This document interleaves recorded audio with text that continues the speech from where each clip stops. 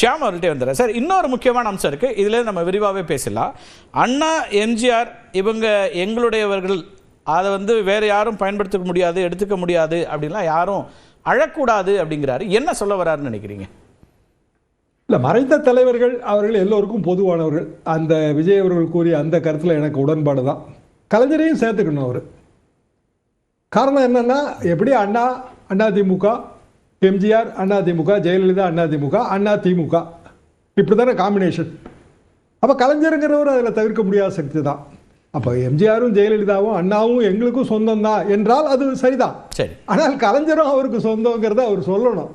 அவர் அதை சொல்லலை. ஏன்னா கலைஞர் சாதனைகளும் ரொம்ப நிறையங்க. அது பிழைகள் இருக்குங்க, அரசியல் பிழைகள் இருக்கும், நமக்கு விமர்சனங்கள் இருக்கும். ஆனால் தலைவர்கள் மறைந்த பிறகு அவர்களது சாதனைகள் மட்டும்தான் மனதில் கொள்ளப்பட வேண்டும். அப்படி விஜய் சொல்லியிருந்தாருன்னா கொஞ்சம் அது வேற மாதிரியாக இருக்கும்.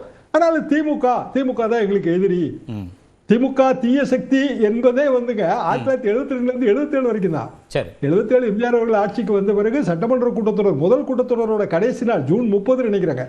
அப்பவுமே அவர் என்ன சொல்லிட்டாருன்னா 5 விஷயங்கள்ல திமுகவும் அண்ணா திமுகவும் இரட்டை குழல் துப்பாக்கின்னு சொல்லிட்டாரு. 5 விஷயங்களும் இன்றைக்கு இருக்கின்றன. இன்றைக்கு அது தாவேகாவோட கொள்கைகளாகவும் அதுதான் இருக்கு. நமக்கெல்லாம் தெரிந்த இடஒதுக்கீடாக இருந்தாலும் சரிதான், அல்லது பெண் விடுதலையாக இருந்தாலும் சரி, மொழி நலனாக இருந்தாலும் சரி, மாநில நலனாக இருந்தாலும் சரி, மொத்தம் 5. அப்ப 5 திமுகவும் அதிமுகவும் இரட்டை குழல் துப்பாக்கின்னு சொன்ன பிறகு அந்த தீய சக்திங்கிறதுக்கு அது அந்த விமர்சனம் பொருளற்றதாகிவிட்டது. அதற்கு பிறகு அவர் பெரும்பாலும் அதையெல்லாம் பயன்படுத்துறது இல்லை. அதிமுகவை சேர்ந்த மற்றவர்கள் அதை பயன்படுத்தி வந்தார்கள். அது கூட 1980க்கு பிறகு நாங்கள் வந்து அண்ணால பிரசுரமே பண்ணல. அதை அவர்கள் அப்படியே பயன்படுத்தினாலும் அங்கே பிரசுரம் பண்ண வேண்டாம் என்பது எங்களுக்கு கொடுக்கப்பட்ட கட்டளையாகவே இருந்தது. இதுதான் உண்மையான அபிஷியல் ஸ்டாண்டு.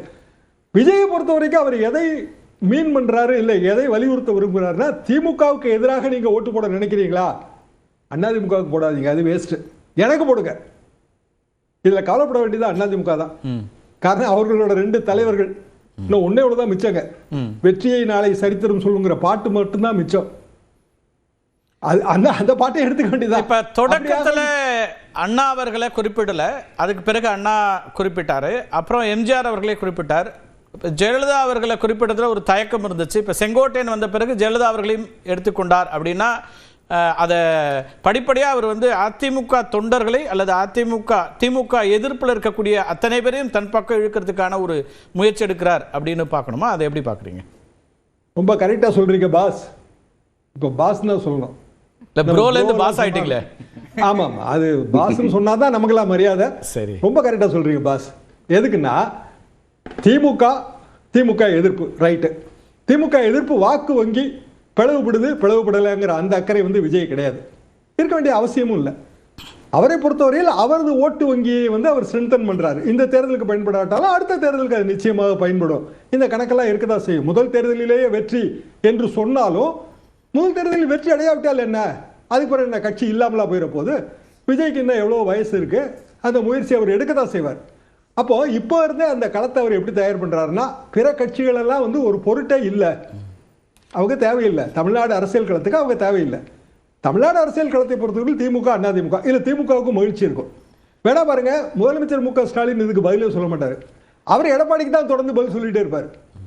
சிம்பிள் ரீசன் என்ன, அவரை வந்து களத்தில் நிறுத்துறது தான் இவருக்கு சேஃப்.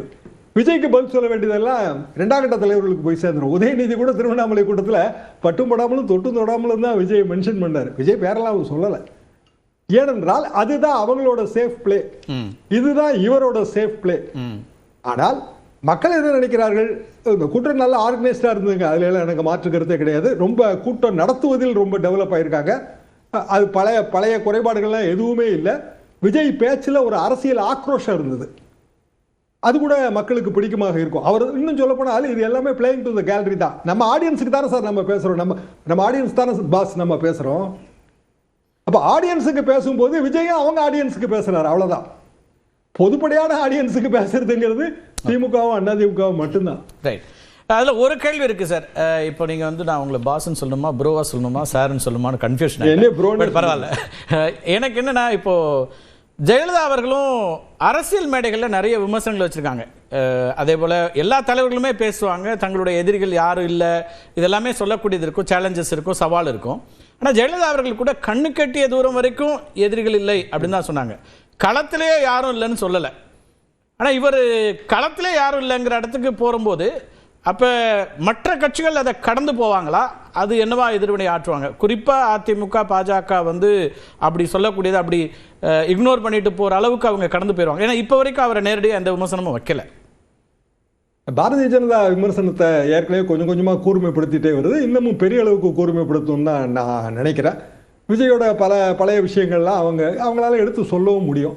அதிமுக கொஞ்சம் அமைதி காப்பதாக தான் நான் முதலேருந்து நினைக்கிறேன். அவங்க தாவேக்கா வருங்கிற ஒரு நம்பிக்கையில, இன்னும் சொல்ல போனா தவறான நம்பிக்கையில தான் அவங்க தொடர்ந்து இருந்தாங்க. அது ஒரு ஜிகினா கனவு இருந்தாங்க. இப்ப இல்லையா? இப்போ கொஞ்சம் மாறி இருப்பாங்க. என்ன காரணம் அப்படின்னா, எம்ஜிஆர் ஜெயலலிதா எல்லாரையும் வந்து எடுத்த பிறகு, செங்கோட்டையனை சேர்த்த பிறகு, மேடம் ஜெயலலிதா அப்படின்னு சொன்ன பிறகு அதிமுக எதிர்க்காம விட முடியாது. ஸோ அந்த எதிர்ப்பை தீவிரப்படுத்துவார்கள். இனி தாவேக்கா வருங்கிற அந்த நம்பிக்கையெல்லாம் அவங்களுக்கு இருக்காது. அதுபோக கடைசியா விஜய் வந்து இன்னும் பலர் வரப்போகிறார்கள் அப்படின்னு சொல்லிட்டாரு. பலர் என்றால் திமுக இருந்து நிச்சயமாக இல்லை, அப்படிதான் நான் பார்க்கிறேன். அப்ப பலர்ல அவரே வந்து களத்துல இல்லைன்னு சொன்ன கட்சி செங்கோட்டையன் அவர்களை பின்வற்றின்னு தான் சொல்றாரு. அப்ப அதிமுக தான் அவர் சொல்லக்கூடியதை நம்ம எடுத்துக்க வேண்டி இருக்கு. அதுல எடுத்துக்கணும். இன்னொன்னு, களத்துல இல்லாத கட்சியில இருந்து யார் வந்தா என்ன, அவருக்கு என்ன கவலை? அவர் தான் களத்துல. இதுல இன்னொரு கவலையும் கூட இருக்க வேண்டியிருக்கும்ல சார். மேற்கு மண்டலம் பொதுவா பாஜக அதிமுக வலுவா இருக்கக்கூடிய ஒரு இடம் அப்படின்னா, அந்த இடத்துல நான் என்னோட திரு செங்கோட்டையன் இணைந்த பிறகு அதே ஈரோடு மாவட்டத்துல நாங்க எங்களுக்கு என்ன மாசு இருக்குன்னு காமிக்கிறோம் அப்படிங்கிறதுக்கான ஒரு இட தேர்வுன்னு பார்க்க வேண்டியிருக்கு. அதை எப்படி பாக்குறீங்க? அவரோட மாஸ் என்பதுங்க ஒரு லிமிட்டட் தான். இன்னும் சொல்லப்போனால் பழைய ஃபிகர்ஸ் எல்லாம் வச்சு பார்த்தோம் அப்படின்னா அபவுட் 10 to 12% தான் அந்த ஏஜ் குரூப்ல வராங்க. 30க்கு பிலோ அதில் வந்து 10 to 12% தான் வராங்க. இப்போ புதிய வாக்காளர் பட்டியல் போட்ட பிறகு நம்ம எவ்வளோன்னு பார்க்கணும். நான் பழைய வாக்காளர் பட்டியல் வச்சு பார்த்தேன். மற்றவங்க 45 வயதுக்கு மேலே இருக்கிறவங்கலாம் அவங்கவுங்க ஓட் ப்ரிஃபரன்ஸை அவங்க மாற்றவே மாட்டாங்க. ரொம்ப அபூர்வம் அது. அப்போ மிக இயல்பாக அவரோட கேலரிக்கு தான் அவர் பிளே பண்றாரு. ஓகே, அவருக்கு என்ன ஆடியன்ஸ்னா அவருக்கு நல்லா தெரியும். Cinema star, right? ஆடியன்ஸுக்கு தானே பிளே பண்ண முடியும். எம்ஜிஆர் ஃபார்முலா தானே படம் எடுத்தது எல்லாமே. சிவாஜி ஃபார்முலா தானே. சோ இது விஜய் ஃபார்முலா. அப்படிதான் நான் இதை பார்க்கிறேன். விஜயின் பொலிட்டிக்கல் ஃபார்முலா அப்படி வேணா எடுத்துக்கலாம். Okay, right. முதல் கட்ட கருத்தை எடுத்துக்கிறேன் சார். திரு இதயா, அவர் திரு விஜய் சொல்லக்கூடியதுல முக்கியமான ஒன்லைனரா என்ன பார்க்குறீங்க? அவர் சொல்றதும் அதே தான். களத்தில் இல்லாதவர்களையும் களத்திற்கு சம்பந்தமே இல்லாதவர்களையும் எதிர்க்கக்கூடிய ஐடியாவே இல்லை பாஸ், நீங்க கேட்குறீங்கிறதுக்காகலாம் எதிர்க்க முடியாது பாஸ்ன்றாரு. அப்ப என்ன அவரோட ஒன்லைனர் பிச் பண்றாரு? அது எவ்வளவு தூரம் இன்னைக்கு வெளிப்பட்டிருக்குன்னு பாக்குறீங்க? ஒரு ஆரம்பத்துல இருந்தே நம்ம ஏற்கனவே பேசிட்டாங்க. ஷியாம் சார் எல்லாமே சொல்லிட்டாரு ஆல்மோஸ்ட். அதாவது அவர் வந்து கண்டிப்பா வந்து இதுல வந்து அதிமுக வெளியேற்றணும் அப்படின்ற போட்டியில இருந்து அதிமுக இல்லைன்னு காட்டணும். இன்னொன்னு, அவர் வந்து சீமான டேமேஜ் பண்றாரு. அவர் தான் களத்துக்கு சம்பந்தம் இல்லாதவர்கள் அவர் கிண்டல் பண்றது அவரை தான் நான் நினைக்கிறேன். அதனால வந்து அவர் வந்து எப்பயுமே ஆரம்ப கட்ட முதல்ல இருந்து அவர் வந்து அவங்களுடைய ரசிகர்கள்ட்டே கேள்வி கேட்க ஆரம்பிச்சிட்டாரு.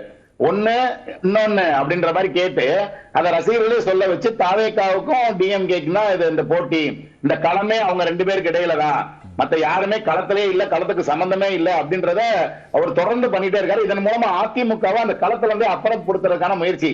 நம்ம ஏற்கனவே இங்க பலரும் பேசின மாதிரி அவரு முதல்ல பெரியார் எடுத்தாரு, அதுக்கப்புறம் அண்ணா கொண்டாரு, எம்ஜிஆர் கொண்டாரு, இப்ப ஜெயலலிதா பாக்கெட் வரைக்கும் வந்துட்டாங்க. அதனால வந்து இவர் கலைஞரை எடுத்துக்குவாருன்னு எனக்கு தோணல. அதே மாதிரி சியாம் சார் சொன்ன மாதிரியே வந்து திமுக இருந்து யாரையும் சேர்ப்பாங்கன்னு தோணல. ஏன்னா ஏற்கனவே 2 திமுக பிரமுகர்கள் இணைய முயற்சி பண்ணி அதுக்கு விஜய் வந்து அதுக்கு நோ சொல்லிட்டாருன்னு ஒரு தகவல் நான் கேள்விப்பட்டேன்.